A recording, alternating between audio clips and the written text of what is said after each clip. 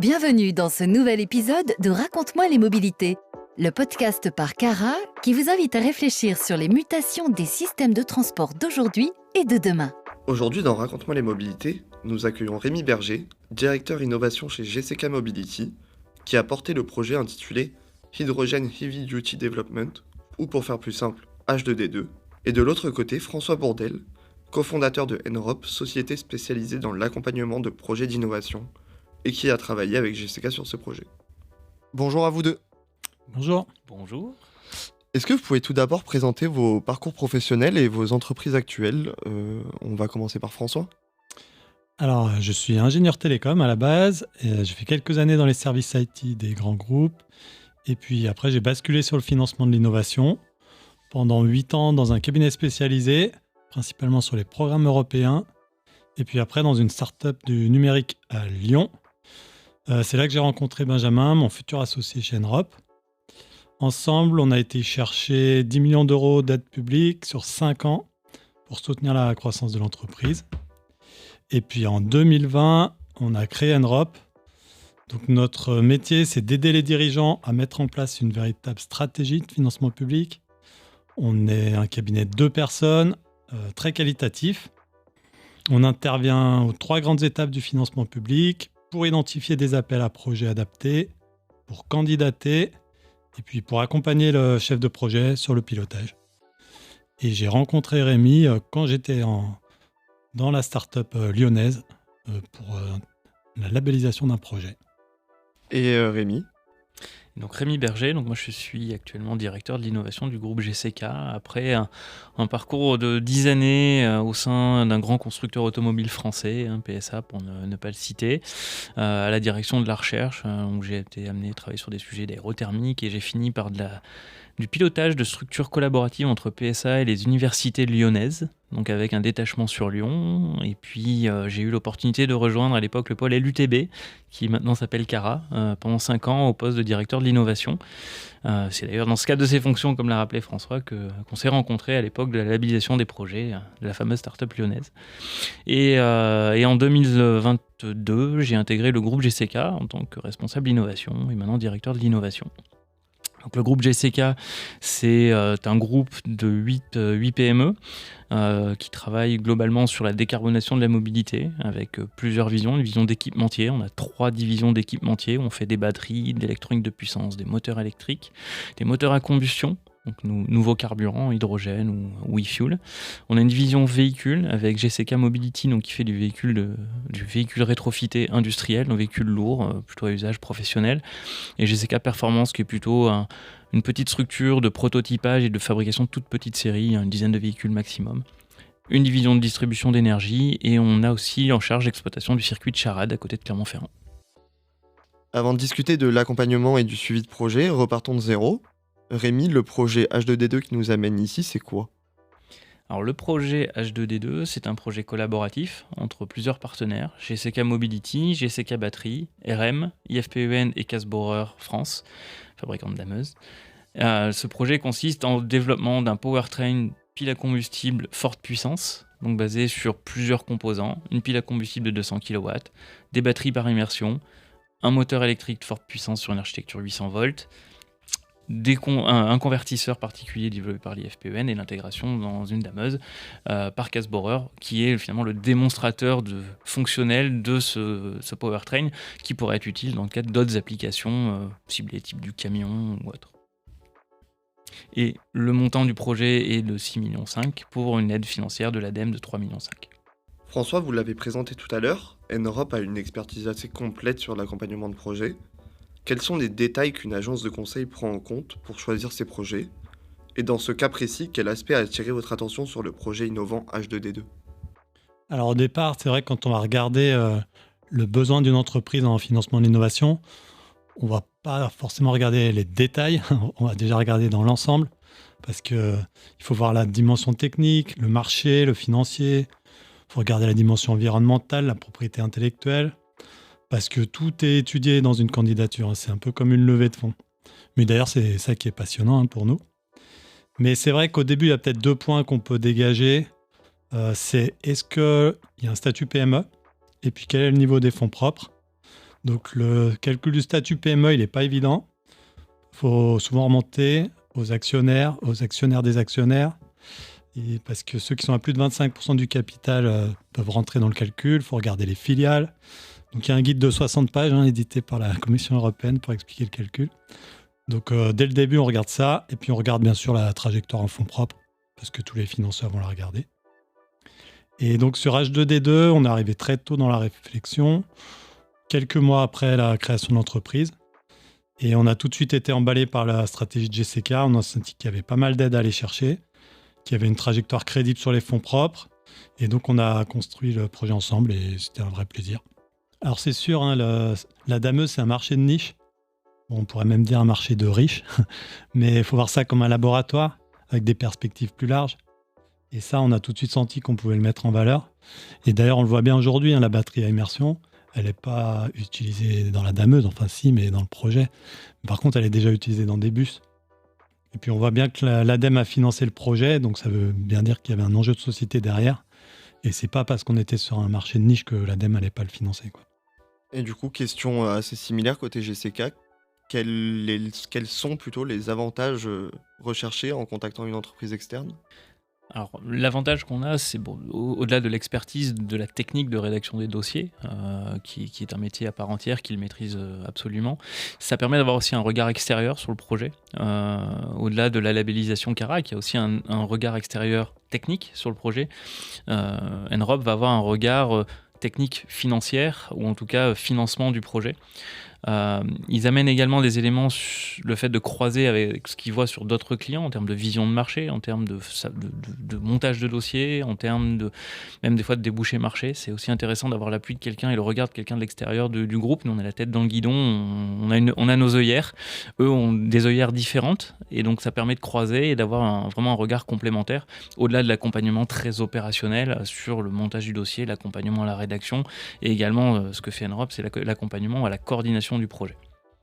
On avance un peu dans le temps, donc comme vous venez de le rappeler, vous avez obtenu la labellisation Cara pour le projet. Par la suite, vous remportez des financements, notamment de l'ADEME. Comment ça évolue en interne ?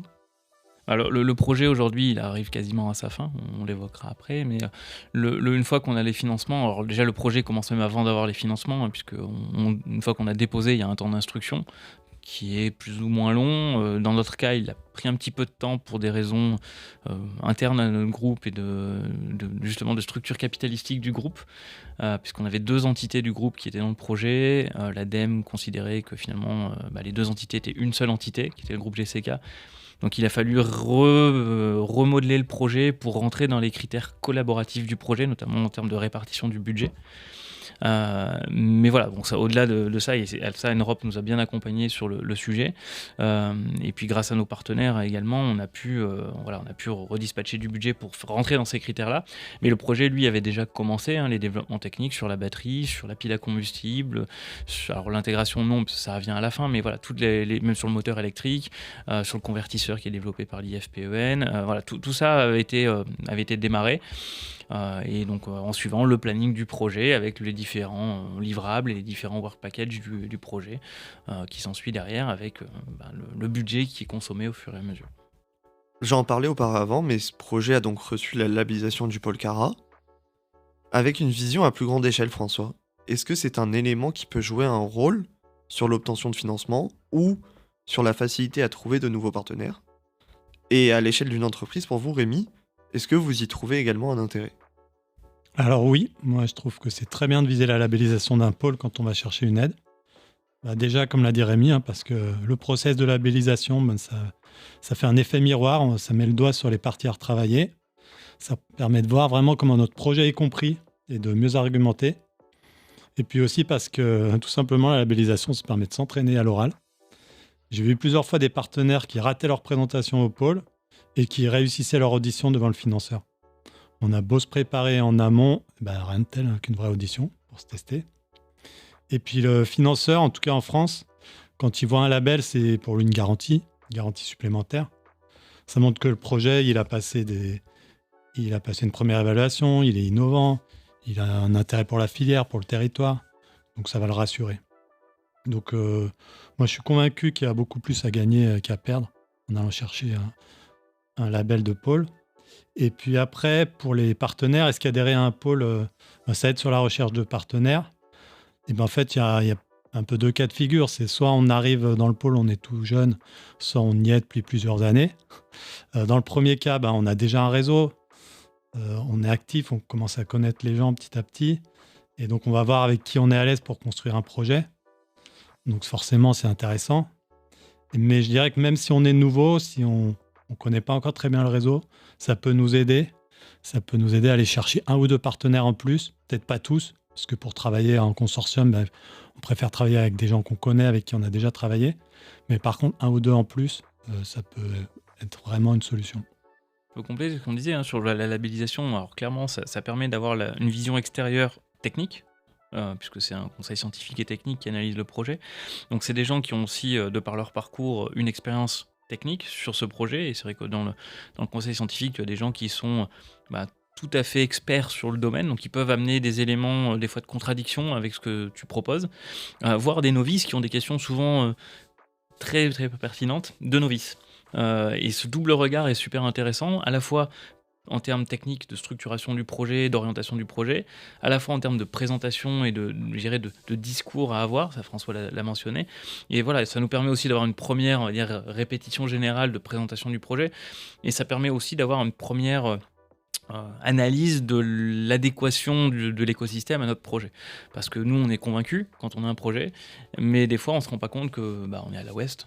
Des fois, il y a des sujets sur lesquels on n'est pas bien positionné, ou alors on a omis un certain nombre de sujets, souvent des sujets de sciences humaines, des fois, qu'on oublie, de démonstration, d'expérimentation, d'usage. Et donc, tout ce CST est capable d'amener ce regard extérieur que nous, quand on est dans l'entreprise, quand on a notre projet, quand on a la tête dans le guidon, on ne voit pas. Et après le montage du projet et l'obtention du financement, donc le projet rentre dans une phase de conception et démonstration. Pour l'agence de conseil, c'est l'heure de la phase de suivi. Concrètement, quel rôle vous jouez dans cette phase? Alors, ANROP, nous, on est en soutien du chef de projet pour suivre les progrès techniques, les livrables, et puis pour vérifier qu'on est en ligne avec l'annexe projet. En fait, on s'est engagé au début du projet sur un contenu, donc on doit vérifier qu'on tient notre engagement. Donc, par exemple, sur H2D2, on anime les réunions de partenaires qu'on a toutes les 2 semaines. Et quand on sent qu'on dévie ou qu'on va dévier, on le voit petit à petit. Et ça arrive souvent parce que quand on monte un projet de R&D, on le fait une certaine année et puis le projet met 6 mois, 1 an avant d'être sélectionné. Il commence. Donc voilà, quand on est dans le projet, ça fait 2-3 ans qu'on a monté le dossier. Donc forcément, on a dévié. On va aider le consortium à l'expliquer aux financeurs et si besoin, à préparer un avenant.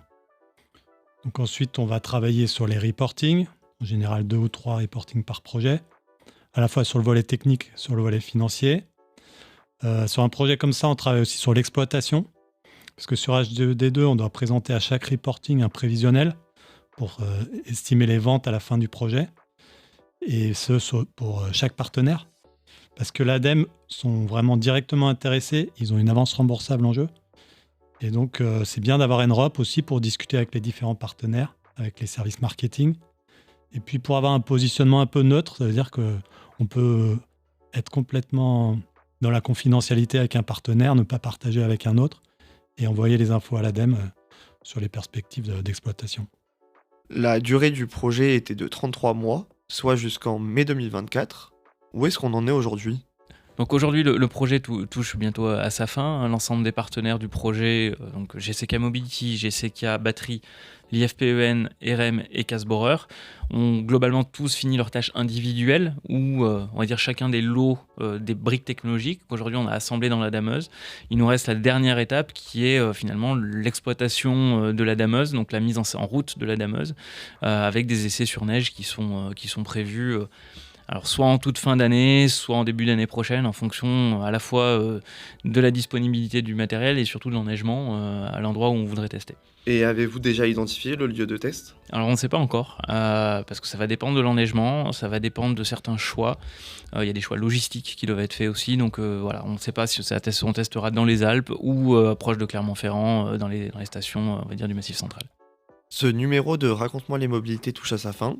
Merci à vous deux pour votre temps et votre partage d'expérience autour de l'accompagnement du projet H2D2. Quant à nous, on se donne rendez-vous le mois prochain pour un nouvel épisode. Raconte-moi les mobilités, le podcast mensuel proposé par Cara, votre réseau d'acteurs du transport et de la mobilité. Retrouvez tous nos épisodes sur Deezer, Apple Podcasts, Spotify et YouTube.